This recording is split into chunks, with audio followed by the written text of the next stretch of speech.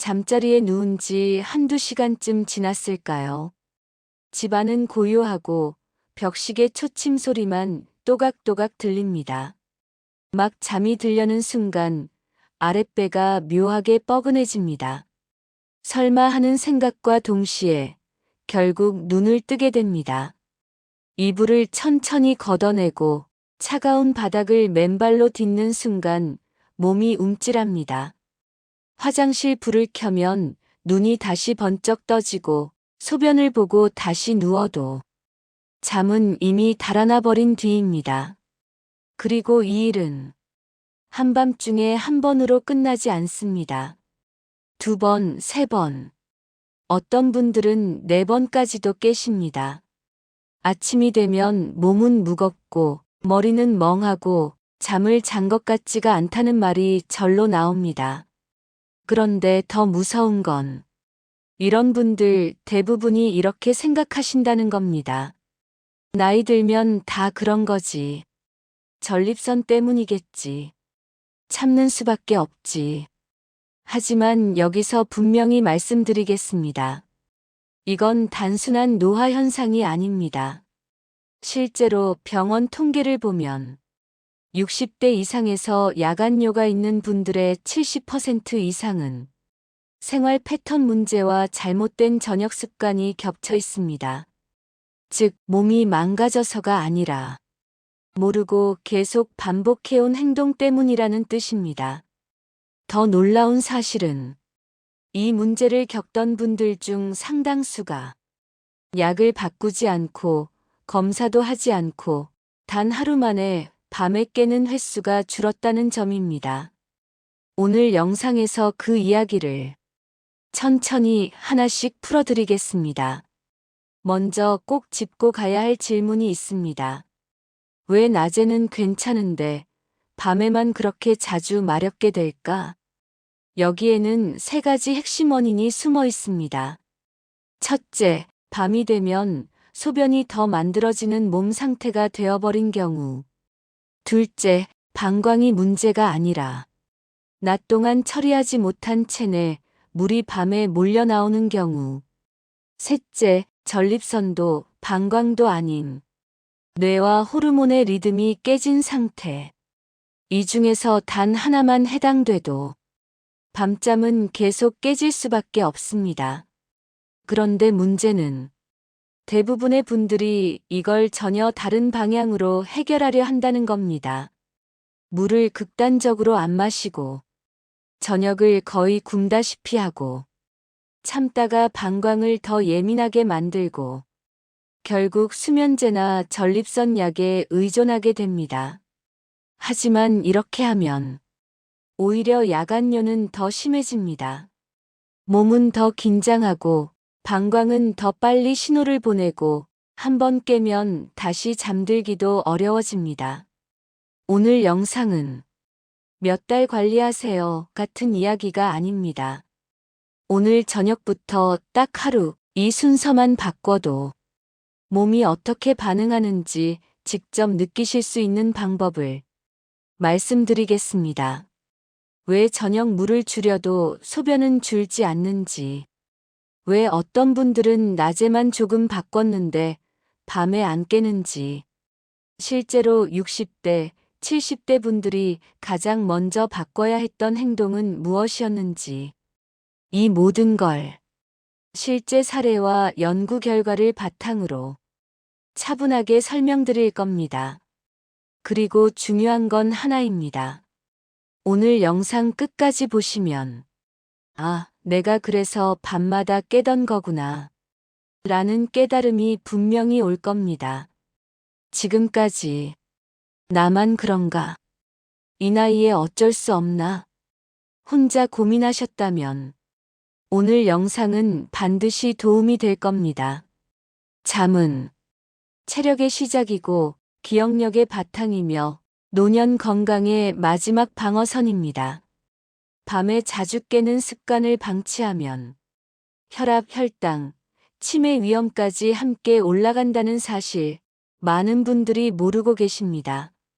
이제부터 왜 이런 일이 생겼는지 그리고 단 하루 만에 바뀌기 시작하는 실전 방법을 하나씩 알려드리겠습니다. 지금부터 첫 번째 이야기, 밤에만 소변이 몰리는 진짜 이유부터 차분히 시작해 보겠습니다. 의외의 이야기부터 하나 드리겠습니다. 밤에 자주 깨서 소변을 보는 분들 중 실제로 방광이나 전립선에 큰 이상이 없는 경우가 훨씬 많습니다. 병원 검사에서는 크게 문제 없습니다라는 말을 들었는데 정작 집에 오면 밤마다 두세 번씩 깨는 분들, 이 영상 보시는 분 중에도 분명 계실 겁니다. 그때 이런 생각이 들죠. 검사는 멀쩡하다는데 그럼 내가 예민한 건가? 아닙니다. 몸이 예민해진 게 아니라 몸의 배출 순서가 완전히 뒤집혀 있는 상태입니다. 낮에는 멀쩡한데 왜 밤에만 문제가 생길까? 이유는 단순합니다. 우리 몸은 원래 낮에 물을 처리하고 밤에는 배출을 최소화하도록 설계되어 있습니다. 그 역할을 하는 게 항이뇨 호르몬이라는 신호입니다. 이 호르몬은 밤이 되면 조용히 분비되어 신장에게 이렇게 말합니다. 이제 자는 시간이야. 소변 생산을 줄여. 그래서 젊을 때는 물을 조금 마셔도 밤에 화장실을 안 가도 되는 겁니다. 그런데 문제는 60대 이후부터 이 신호가 생활 습관에 의해 쉽게 깨진다는 점입니다. 첫 번째 진짜 원인. 낮에 못 뺀 물이 밤에 한꺼번에 쏟아진다. 낮 동안 다리가 묵직하고 양말 자국이 깊게 남고 저녁이 되면 종아리가 단단해지는 느낌 혹시 익숙하신가요? 이건 살이 아니라 낮 동안 빠지지 못한 체액입니다. 낮에 오래 앉아 있고 움직임이 적고 종아리 근육을 거의 쓰지 않으면 몸은 물을 아래쪽에 저장해 둡니다. 그러다 밤에 누워버리면 어떻게 될까요? 중력의 도움으로 다리에 쌓여 있던 물이 서서히 혈관으로 돌아옵니다. 그 순간 신장은 갑자기 늘어난 체액을 보고 소변을 만들기 시작합니다. 그래서 잠든 지 12시간 후 가장 먼저 소변 신호가 오는 겁니다. 이건 방광 문제도 전립선 문제도 아닙니다. 낮에 못 뺀 걸 밤에 대신 빼는 것입니다. 실제 사례 하나 들려드리겠습니다. 한 분은 밤마다 3번 이상 화장실을 가셨습니다. 잠에서 깨면 머리가 멍해지고 다시 잠드는 데만 한참, 아침엔 늘 허리가 뻐근했습니다. 이분이 처음 바꾼 건 약도 아니고 식단도 아니었습니다. 단 하나, 오후 늦게 종아리를 쓰는 방식이었습니다. 엘리베이터 대신 계단을 아주 천천히 오르고 의자에 앉아 있을 때 발 뒤꿈치를 바닥에 붙인 채 발끝만 올렸다 내리는 동작을 잠깐씩 반복했습니다. 그날 밤 소변 횟수가 3번에서 1번으로 줄었습니다. 이건 우연이 아닙니다. 두 번째 원인. 저녁 물을 줄일수록 몸은 더 긴장한다. 많은 분들이 이렇게 말씀하십니다. 밤에 깨기 싫어서 저녁엔 물을 거의 안 마셔요. 하지만 이 행동이 오히려 몸을 더 불안하게 만듭니다. 몸은 물이 부족하다고 느끼는 순간 신경을 곤두세웁니다. 그 결과 방광은 조금만 차도 더 빨리 신호를 보냅니다. 즉, 적게 마셔도 더 자주 마렵게 되는 구조가 만들어집니다. 그래서 밤에 깨는 분일수록 소변량은 적고 신호는 예민합니다. 잔뇨감, 시원하지 않은 느낌 다 보고 나왔는데도 또 마려운 느낌. 이건 방광이 문제가 아니라 뇌가 과잉 경계 상태에 있는 겁니다. 세 번째 원인. 밤을 낮처럼 쓰는 생활 패턴. 저녁에 TV를 켜고 밝은 불빛 아래에서 스마트폰을 들여다보고 늦은 시간까지 생각이 많아지면 뇌는 아직 낮이라고 착각합니다. 그러면 항이뇨 호르몬 분비가 줄어들고 신장은 밤에도 계속 소변을 만들어냅니다. 그래서 잠이 얕을수록 야간뇨는 더 심해집니다. 이건 나이가 문제가 아니라 리듬의 문제입니다. 지금까지 들으시면서 이 중 한 가지라도 이거 내 얘긴데 싶으셨다면 희망이 있다는 뜻입니다. 왜냐하면 이 원인들은 오늘 저녁부터 바로 손볼 수 있기 때문입니다. 다음 이야기에서는 오늘 저녁 딱 이것 하나만 바꿔도 왜 그날 밤부터 깨는 횟수가 줄어드는지, 실제로 가장 먼저 효과가 나타났던 저녁 루틴 3단계를 아주 구체적으로 알려드리겠습니다. 지금까지처럼 막연히 참거나 물만 줄이는 방식이 아닙니다. 몸이 스스로 밤에 쉬도록 만드는 방법, 다음 회차에서 이어가겠습니다. 지금부터 말씀드리는 내용은 몇 주 해보세요가 아닙니다.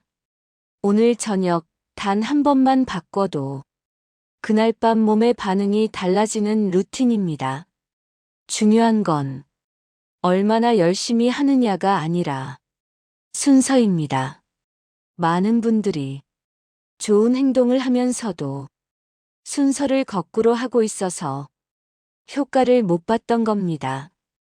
1단계 저녁 물 줄이지 말고 바꾸세요. 가장 먼저 나오는 질문이 이겁니다. 그럼 밤에 물 마시지 말라는 거죠? 아닙니다. 물을 끊는 게 아니라 마시는 방식을 바꾸는 겁니다. 밤에 자주 깨는 분들의 공통점은 하루 물 섭취가 아침 점심보다 오후 늦게 몰려 있다는 점입니다. 그래서 이렇게 하셔야 합니다. 오후 6시 이전 평소대로 물 섭취. 오후 6시 이후 목 축이듯 한두 모금만. 컵으로 벌컥벌컥이 아니라 입안을 적시는 정도. 이렇게 하면 몸은 수분은 들어온다는 신호를 받고 경계 상태를 풀기 시작합니다. 실제로 저녁 물을 완전히 끊던 분들이 이 방식으로 바꾼 뒤 잔뇨감이 먼저 사라지는 경우가 많습니다. 방광이 예민해진 게 아니라 뇌가 안심을 한 겁니다. 2단계 잠들기 전 3분 다리부터 정리합니다. 2단계에서 대부분의 분들이 이렇게 말씀하십니다. 이게 그렇게 중요해요? 중요합니다. 이게 오늘 밤 깨느냐, 안 깨느냐를 가르는 핵심입니다. 잠들기 전 의자에 앉아서 혹은 침대에 앉아서 아주 간단히 하시면 됩니다. 발 뒤꿈치는 바닥에 둔 채 발끝만 천천히 들어 올렸다 내리기. 리듬은 숨 쉬는 속도에 맞춰 30번 정도. 종아리가 서서히 따뜻해지고 안쪽이 묵직해지는 느낌이 들 겁니다. 이 동작의 목적은 운동이 아닙니다. 낮에 다리에 쌓였던 물을 잠들기 전에 미리 위로 올려보내는 것입니다. 이걸 안 하면 누운 뒤에 그 작업이 시작되고 그 결과가 한밤중 소변 신호입니다. 이 동작을 한 분들은 공통적으로 이렇게 말합니다. 잠들고 나서 첫 깨는 시간이 확실히 늦어졌어요. 3단계 불 끄기 30분 전 이걸 꼭 멈추세요. 2단계가 빠지면 앞에 2단계 효과가 반감됩니다. 바로 밝은 화면을 보는 습관입니다. 스마트폰, TV, 태블릿 이걸 보고 있는 동안 뇌는 계속 이렇게 생각합니다. 아직 낮이다. 그러면 항이뇨 호르몬은 제대로 나오지 않고 신장은 밤에도 소변을 생산합니다. 그래서 잠들기 30분 전에는 조명을 낮추고 화면은 멀리 두는 게 중요합니다. 그 대신 가만히 앉아 천천히 숨을 들이마셨다 내쉬는 것만으로도 몸은 금방 반응합니다. 귀가 조용해지고 눈이 자연스럽게 무거워지고 생각의 속도가 느려집니다. 이 상태에서 잠들면 깊은 잠으로 바로 들어가기 쉬워지고 깨더라도 다시 잠들기 쉬워집니다. 하루 만에 나타나는 변화의 신호. 이 루틴을 지킨 분들 대부분은 이런 변화를 먼저 느낍니다. 소변 양이 줄기 전에 깨는 횟수가 줄어든다. 깨더라도 다시 잠드는 시간이 짧아진다. 아침에 일어났을 때 허리다리의 뻐근함이 덜하다. 이건 몸이 회복되기 시작했다는 신호입니다. 하지만 여기서 반드시 짚고 넘어가야 할 게 있습니다. 아무리 이 루틴을 해도 절대 하면 안 되는 행동이 있습니다. 이걸 계속하고 있다면 밤잠은 다시 깨질 수밖에 없습니다. 다음 이야기에서는 밤에 자주 깨는 분들이 무의식적으로 하고 있는 최악의 습관들. 이건 오히려 방광을 망칩니다라고 의사들이 말리는 행동. 실제로 이걸 끊고 나서 완전히 달라진 사례를 솔직하게 말씀드리겠습니다. 이쯤 되면 이렇게 생각하시는 분들도 계실 겁니다. 그래도 나는 조심하고 있는데, 물도 줄였고 일찍 누웠는데 왜 계속 깨지? 그 이유는 대부분 좋다고 믿고 있던 행동 하나 때문입니다. 의사들도 진료실에서 가장 많이 말리는 습관인데 집에서는 아무도 안 알려줍니다. 첫 번째 최악의 습관. 자기 전에 소변을 억지로 보고 누운다. 많은 분들이 이렇게 하십니다. 어차피 잘 때 또 마려울까봐 한 번 더 짜내고 자요. 이 행동, 방광 입장에서는 최악입니다. 소변이 충분히 차지 않았는데 억지로 비우면 방광은 이렇게 학습합니다. 조금만 차도 바로 신호 보내야겠구나. 그 결과 소변이 조금만 차도 뇌에 긴급 신호가 전달되고 한밤중에 더 자주 깨게 됩니다. 특히 잔뇨감이 심한 분, 보고 나와도 개운하지 않은 분, 이 습관이 거의 다 있습니다. 방광은 참는 기관이 아니라 리듬을 기억하는 기관입니다. 두 번째 습관. 밤에 깨면 시계를 본다. 이건 정말 많은 분들이 하고 계십니다. 화장실 가려고 일어나며 무의식적으로 시계를 봅니다. 아, 새벽 2시네. 또 4시야. 이 순간 뇌는 완전히 깨어납니다. 시간을 인식하는 순간 뇌는 계산을 시작합니다. 이제 몇 시간밖에 못 자네. 내일 피곤하겠다. 그 생각 하나로 몸은 긴장 상태로 들어가고 다시 잠들기는 훨씬 어려워집니다. 그래서 야간요 자체보다 깬 뒤 다시 잠드는 실패가 더 큰 문제가 되는 겁니다. 세 번째 습관. 이것 때문이겠지 하고 한 가지만 탓한다. 전립선, 방광, 나이. 이 중 하나만 원인이라고 단정해버리면 생활 패턴은 그대로 둔 채 약만 바꾸게 됩니다. 하지만 실제로는 낮에 못 뺀 체액, 저녁 물 섭취 방식, 뇌의 각성 상태, 이 세 가지가 겹쳐서 문제가 생기는 경우가 훨씬 많습니다. 그래서 검사는 정상인데 증상만 계속되는 겁니다. 실제로 완전히 달라진 사례. 한 분은 밤에 4번까지 깨셨습니다.